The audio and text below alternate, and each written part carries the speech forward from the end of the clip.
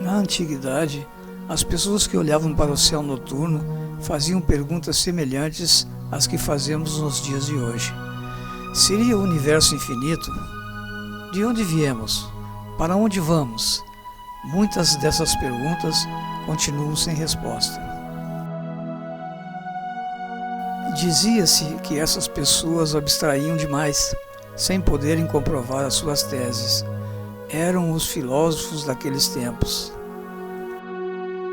Quando Galileu aperfeiçoou o telescópio e mapeou as 4 principais luas de Júpiter, iniciou-se um processo lento de distanciamento entre a ciência e a filosofia. É que os instrumentos de medição foram evoluindo paulatinamente, até que os estudiosos dos nossos tempos optaram pela tese de que somente existe aquilo que pode ser medido diretamente. Lord Kelvin, físico inglês, 1824 a 1907, deixou isso bem claro. Tenho afirmado frequentemente que quando se pode medir aquilo que se está falando e exprimir essa medida em números, fica-se sabendo algo a seu respeito. Mas, quando não se pode exprimir em números, o conhecimento é limitado e insatisfatório. Ele pode ser o começo do conhecimento, mas o pensamento terá avançado muito pouco para o estágio científico, qualquer que seja o assunto. Quando Heisenberg, alguns anos depois da morte de Lord Kelvin, postulou o seu princípio da incerteza, esse baluarte da física teve as suas bases sacudidas.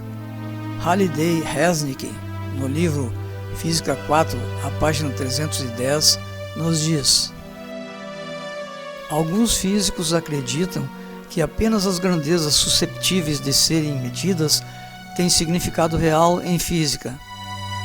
Só se conseguisse focalizar um supermicroscópio em um elétron ou um átomo e se pudesse vê-lo percorrendo a sua órbita, seria lícito declarar que essa última tinha significado. Entretanto, vai se mostrar agora que é fundamentalmente impossível efetuar uma observação desse tipo, mesmo com quaisquer instrumentos ideais que se possam conceber. Em consequência, afirma-se que essas órbitas não têm significado físico. O projeto Imagens do Universo tenta chamar a atenção do espectador para a importância dos nossos pontos de vista, como observadores isolados que somos.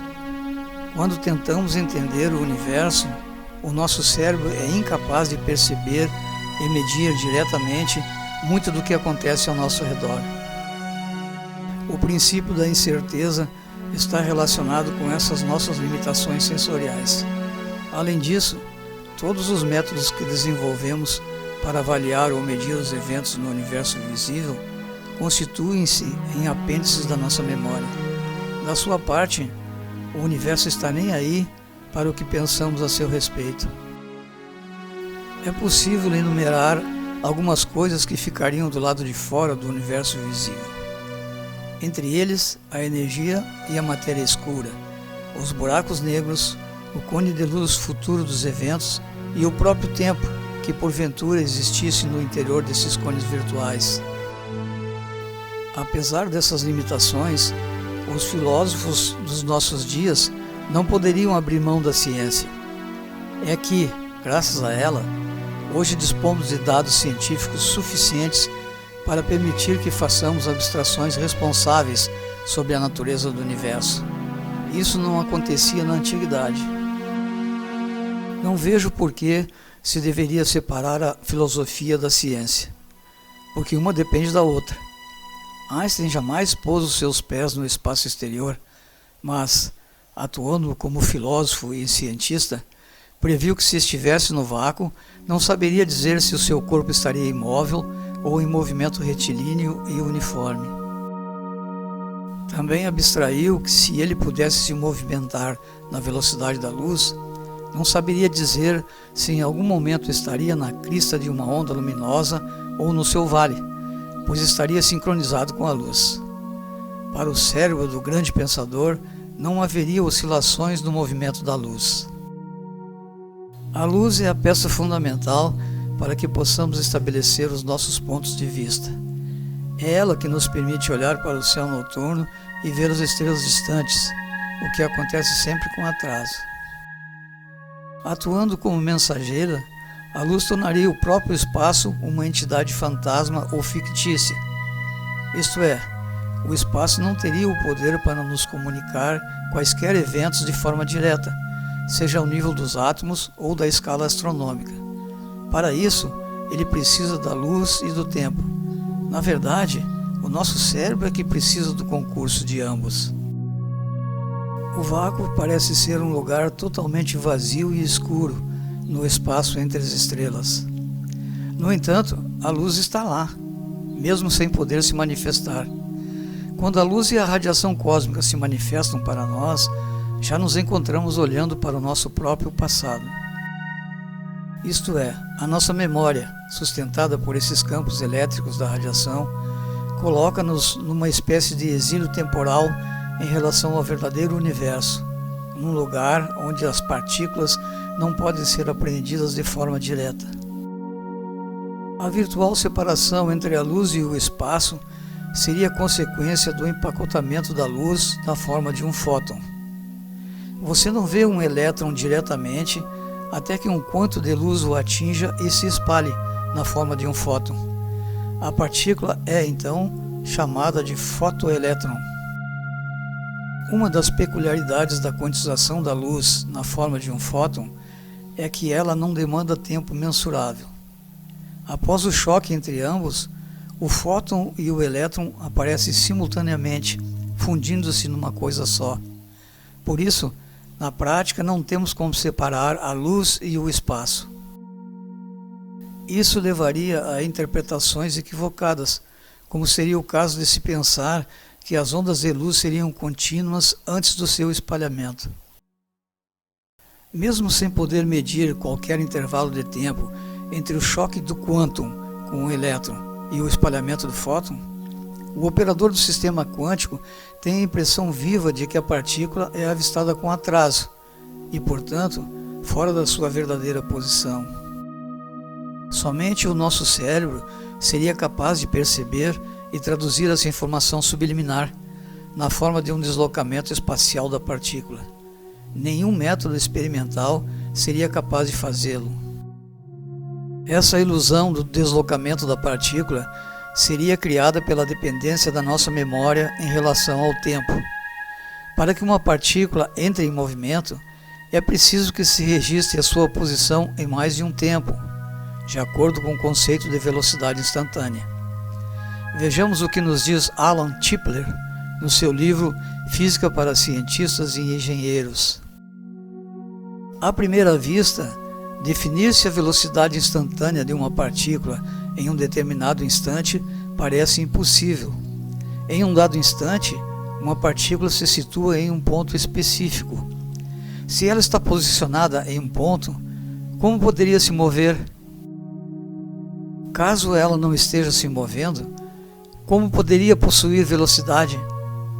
Este paradoxo é resolvido se lembrarmos que, para se observar e definir um movimento, é necessário que se olhe para a posição do objeto em mais de um tempo. Portanto, mesmo sendo a quantização da luz um processo atemporal, em que as partículas reais estariam virtualmente imóveis, quando se trata dos nossos sentidos, o fóton espalhado atuaria também como se fosse uma unidade de tempo. O tempo está intrinsecamente ligado à curvatura do espaço. Um espaço plano não poderia abrigar o tempo.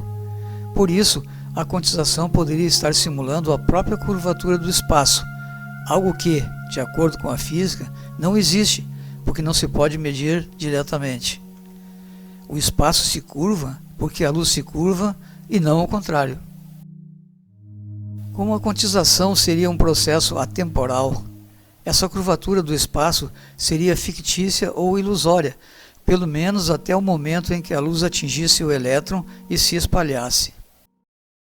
Isso poderia ser estendido para as órbitas planetárias, pois não se poderia avaliar o retrocesso de Marte sem o auxílio da luz do Sol, que o planeta reflete para o espaço. Kepler, postulou que a órbita real dos planetas tinha que ser elíptica e não circular, como se pensava à sua época. No entanto, o movimento circular ganhou aparência de realidade física, mantendo a humanidade sob o seu jugo durante séculos.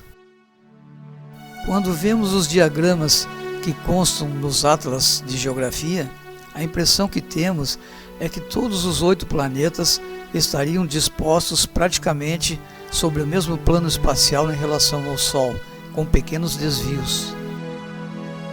Existe um arco virtual no céu noturno, seguindo o sentido leste-oeste, em que os planetas se encontram mais ou menos alinhados.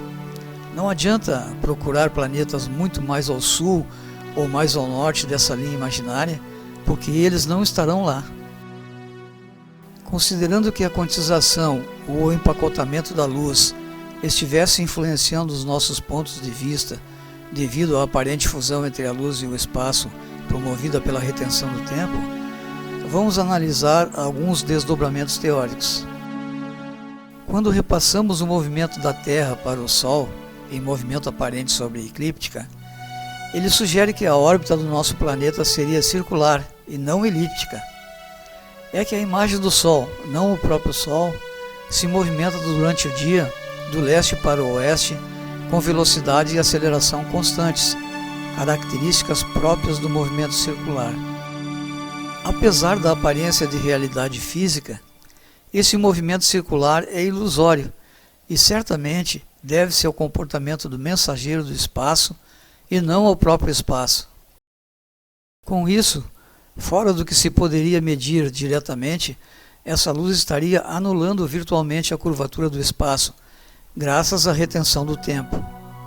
Parece confuso, mas vamos tentar visualizar nos diagramas. O cone de luz futuro do Sol, que reteria a luz por 8 minutos no nosso futuro, obedece à descrição de um cone reto. Como ele resultaria do giro de um triângulo retângulo sobre o seu cateto maior, a sua base seria formada por um círculo perfeito. Isso é o que vemos projetado no céu diurno, quando se trata do Sol em movimento sobre a eclíptica.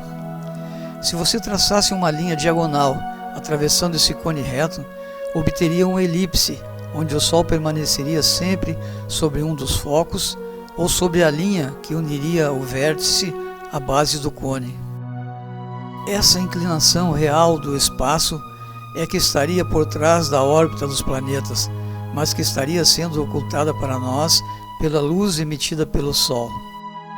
De alguma forma, o processo do empacotamento da luz atuaria a exemplo de uma lente gravitacional, mostrando-nos o Sol fora da sua verdadeira posição. Ele surge para nós com atraso e com a aparência que tinha há 8 minutos atrás. Como a formação do fóton não demanda tempo mensurável, cria-se a ilusão do movimento contínuo e relativo no nosso passado. Isto é, de acordo com Tipler, para se medir o movimento da nossa estrela, precisaríamos conhecer a posição que ela ocuparia em mais de um tempo.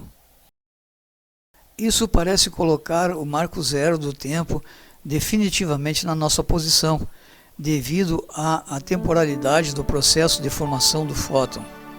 Se você se deslocasse no espaço, levaria esse marco a tiracolo, mantendo-se sempre no presente. Tudo à sua volta seria avistado com a aparência que tinha no passado.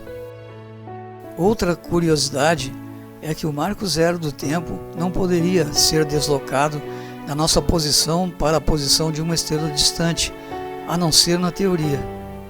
Medir-se a posição do Sol através da velocidade da luz é um processo indireto de avaliação ou que resultaria da extrapolação de conceitos teóricos elaborados depois do espalhamento da luz do Sol junto a nós.